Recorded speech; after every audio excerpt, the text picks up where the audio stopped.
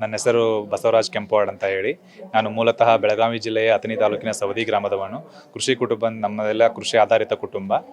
ನಾನು ಭಾರತೀಯ ಅರಣ್ಯ ಸೇವೆ 2025ರಲ್ಲಿ ದೇಶಕ್ಕೆ ಮೊದಲ ಸ್ಥಾನ ಪಡೆದಿದ್ದೇನೆ.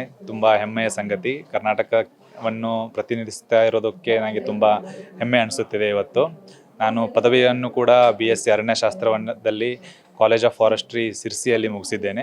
ಸೊ ಈ ಭಾರತೀಯ ಅರಣ್ಯ ಸೇವೆಗೆ ಬರುವುದಕ್ಕೆ ನನಗೆ ತುಂಬ ಖುಷಿ ಅನಿಸುತ್ತೆ. ನನ್ನ ಪದವಿಯನ್ನು ಅದರಲ್ಲೇ ಮುಗಿಸಿರೋದ್ರಿಂದ ನನಗೆ ತುಂಬ ಹೆಮ್ಮೆ ಮತ್ತು ಖುಷಿ ಆಗುತ್ತೆ ಇದರಲ್ಲೇ ಸೇವೆಯನ್ನು ಸಲ್ಲಿಸೋದಕ್ಕೆ ನನಗೆ. ಸೊ ನಾನು 2023ರಲ್ಲಿ ಪದವಿಯನ್ನು ಮುಗಿಸಿದ್ದು. ಅದಾದಮೇಲೆ 2 ವರ್ಷ ನಿರಂತರ ಪರಿಶ್ರಮ ಮತ್ತು ಡೆಡಿಕೇಟೆಡ್ ಆಗಿ 2 ವರ್ಷ ಚೆನ್ನಾಗಿ ವರ್ಕ್ ಮಾಡಿದ್ದಕ್ಕೆ ನನಗೆ ಇವತ್ತು ಈ ಒಂದು ಸ್ಥಾನ ಸಿಕ್ಕಿದೆ.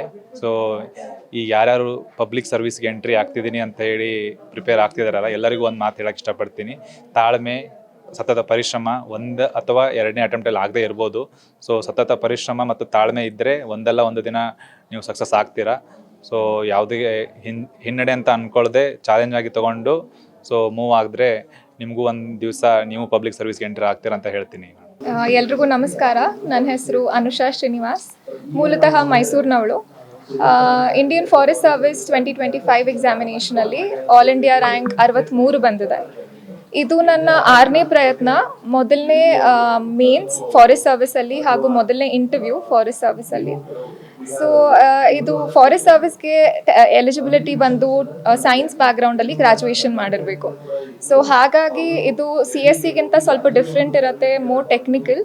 2 ಹೊಸ ಆಪ್ಷನಲ್ ಕೂಡ ಓದಬೇಕಾಗತ್ತೆ.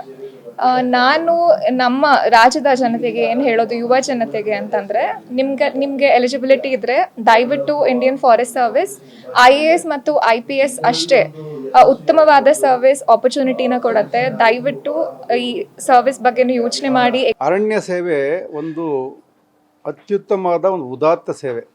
ಏಕೆಂದರೆ ಜನರು ಮಾನವ ಉಳಿಬೇಕು ಅಂತ ಹೇಳಿದ್ರೆ ಅರಣ್ಯ ಭಾಳ ಮುಖ್ಯ. ಯಾಕೆಂದರೆ ನಾವು ಉಸಿರಾಡೋ ಗಾಳಿ, ಕುಡಿಯೋ ನೀರು ಮತ್ತು ಆಹಾರ ಭದ್ರತೆ ಬೇಕು ಅಂದರೆ ಅರಣ್ಯಗಳು ಬೇಕೇ ಬೇಕು. ಯಾವಾಗ ಅರಣ್ಯಗಳಿರೋದಿಲ್ವೋ ಮಾನವ ಉಳಿಯೋದಿಲ್ಲ. ಆದ್ದರಿಂದ ನಾವು ಇಂತಹ ಉತ್ತಮವಾದ ಅರಣ್ಯ ಸೇವೆಯನ್ನು ಒಂದು ಉತ್ತೇಜಿಸಬೇಕು, ಅವರಿಗೆ ಒಂದು ಹುರುಪು ತುಂಬಬೇಕು ಮತ್ತು ಜನಗಳಲ್ಲಿ ಇದ್ದರೆ ಅವೇರ್ನೆಸ್ ಮೂಡಿಸ್ಬೇಕು ಅನ್ನೋ ದೃಷ್ಟಿಯಿಂದ ಇಂಡಿಯಾ ಫಾರ್ IAS ಇಂದ ಈ ವರ್ಷ 2026ರಲ್ಲಿ ಆಯ್ಕೆಯಾದ 10 ಜನ ಸಾಧಕರಿಗೆ ಸನ್ಮಾನ ಮಾಡಿದ್ದೀವಿ. ಆದ್ದರಿಂದ ನಾನೊಂದು ಎಲ್ಲಕ್ಕೂ ಏನು ಕರೆ ಕೊಡೋದು ಅಂದರೆ, ಹೆಚ್ಚು ಜನ ಅರಣ್ಯ ಸೇವೆಗೆ ಸೇರಿಕೊಳ್ಳಿ. ಇದರಲ್ಲಿ ಉತ್ತಮವಾದ ಸೇವೆಗೆ ಅವಕಾಶ ಇದೆ. ನೀವು ಬರೀ ಅರಣ್ಯಕ್ಕೆ ಸೇವೆ ಮಾಡಿದ್ರೆ ಮಾನವಕ್ಕೆ ಸೇವೆ ಮಾಡ್ದಂಗೆ ಆಗತ್ತೆ ಅಂತ ಹೇಳಕ್ಕೆ ಇಷ್ಟಪಡ್ತೀನಿ. ಬಡ ವಿದ್ಯಾರ್ಥಿಗಳಿಗೆ ನಾವು ನಮ್ಮ ಅಕಾಡೆಮಿಕ್ಕಿಂದ ಕೆಲವೊಂದು ಸ್ಕಾಲರ್ಶಿಪ್ ಕೊಡ್ತೇವೆ.